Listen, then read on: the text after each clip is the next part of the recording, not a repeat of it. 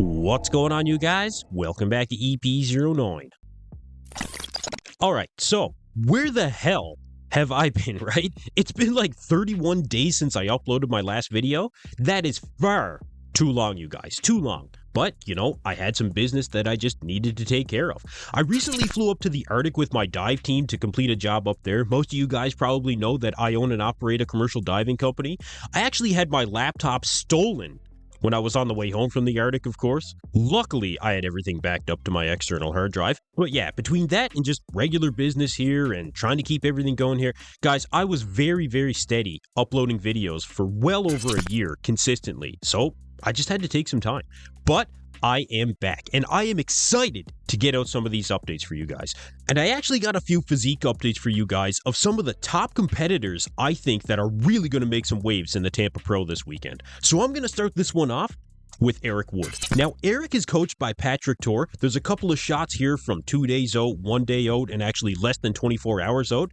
This guy, without a doubt, is going to be shredded. He's got great balance overall. It looks like he really brought up the legs to match his upper body. Now, a lot of you guys might remember his top 5 finish at the New York Pro 2023. And that's really where I first noticed Eric Wood and the potential that this guy really does have. If he can really bring that lights out conditioning to the stage, which I absolutely think that he will, I think that this is a guy that's going to be in that top call-out. So not many people have this guy on his radar. Watch out for Eric Wood this weekend, and I think he's looking absolutely fantastic here. I think he's going to do really well. Now, another guy to watch out for is Jordan Hutchinson. So these shots here are from less than 24 hours out of the show. He's sitting at around 252 pounds here, so a pretty respectable weight. And this is another guy with really good balance and really good conditioning. He's very, very strong in the back shots. He's very wide across the back. He's got great quad sweep and great detail in the quads as well. Now, he still may need a little bit more overall size. You could say the same thing about Eric as well. But you know what? You could actually say that about a lot of the guys in this lineup. So he should match up very well here. I think this is another guy that's going to make that top call-out. Now, we also have the return of Lewis Breed to this show, and I've got some shots here of around 3 days out. Now, this is a guy that is definitely not lacking any amount of size or conditioning. I'm actually expecting him to be one of the bigger guys on stage at this show. But what he does have in size, he may lack in overall structure. He is a bit wide across the midsection, but you know what? The other guys, even though they may beat him on structure, he is extremely muscular. And he does have a really good track record of finishing highly at these shows. He finished top 3 in the Tampa Pro just last year. So Lewis might be a little bit of a wild card here in terms of placings, but you know what? I think that he's going to be a good addition to this lineup. He's definitely going to stand out from the rest of the crowd. Now, one of the heavy favorites going into this show, of course, is Jon Delarosa. Now, he's been sitting around 240 pounds around the 3 days out mark, according to his coach, Patrick Tor. He's up about 11 pounds from the Tampa Pro last year at 1 day out, and about 6 pounds up from the Arnold Classic at 1 day out, from just back in March of this year. So his plan was to skip a couple of shows, even after gaining some very serious momentum at the Arnold, and he just wanted to put on a couple more pounds of stage weight. And it seems that he did just that. But the question is it going to be enough? Jon is without a doubt a veteran of the sport. He's been doing this a long time. Him and Patrick Tor seem to be unlocking a new formula to really bring Jon in at his best.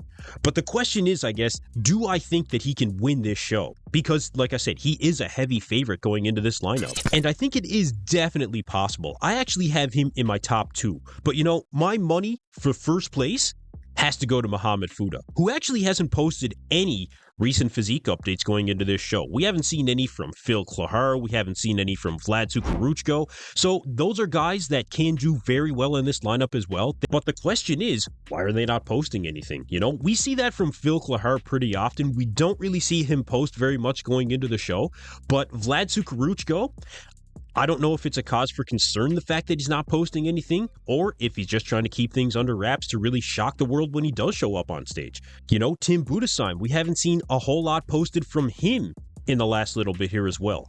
But like I said, going into this show, I do have Mohamed Fouda taking home his second pro show win of the year. If I had to pick second, I would probably say Vlad Sukaruchko at this point. Third place, I'm going to have to lean towards Lewis Breed on this one. 4th and 5th place is kind of a toss-up for me. You know, like I said, you've got Phil Clahar, you've got Eric Wood, you've got guys like even Nate Spear, you know. This is another guy that could find himself in that top call-out. But look, there's my top 3 for you guys. Let me know what your top 3 is in the comments down below, and we'll see who ends up taking home the win. Alright, I've got one other update for you guys today, and it's actually from Antoine Vaillant. Now, we haven't seen Antoine compete lately, but he is actually making a move in his professional bodybuilding career here. He recently put out a post that says here, "Hey guys, as of yesterday, I am no longer with HD Muscle. It wasn't a decision made by Dorian or Mariah." I guess Mariah is like Dorian's partner or business partner or something. But anyway, he says here, "I'm still friends with them and I consider them family." Also, my charity event, the Pure Muscle Summerfest, has been canceled, unfortunately. Not his choice, I guess. Sorry to everyone that was looking forward to that. Thank you to all my supporters over the years, and do not worry, I'm just getting started, #never finished.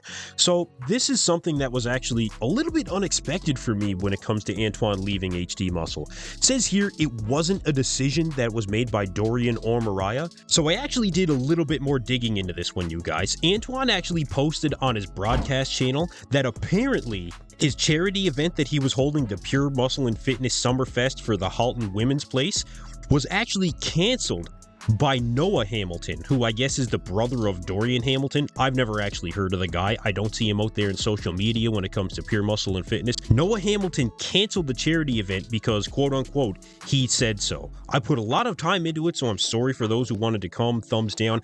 And here's the one very interesting thing. He also kicked me off HD Muscle at the same time out of spite. And he says here, not a good look. And you know what? That's really not a good look. That's not a good look for Pure Muscle. That's not a good look for HD Muscle. That's not a good look for Dorian Hamilton. So yeah, I would say that Antoine is just a little bit sour about this. And for whatever actually took place here, I mean, I can understand being a little bit sour. He talks about the time that he put into this charity event. What about the time that he put into HD Muscle? I mean, he pushed these guys very, very hard. He hosted the podcast. I mean, all of these things that he did for HD. Unbelievable, really. But this is apparently what took place. Now, we'll see if any other details come out on that, but moving forward, you can expect Antoine to be seen on his own podcast, which is going to be on his own YouTube channel that he actually hasn't posted on lately, because, you know, he's just been running the HD Muscle podcast for the last, I don't know, year or two, but now the opportunity is there for him to put the focus back on his own social media on YouTube. So I'll definitely be paying attention to this new podcast, and like Antoine said here himself, he's just getting started. Anyway, that's it for me in this video, you guys. Thank you for tuning into EP09. Be sure to like and subscribe.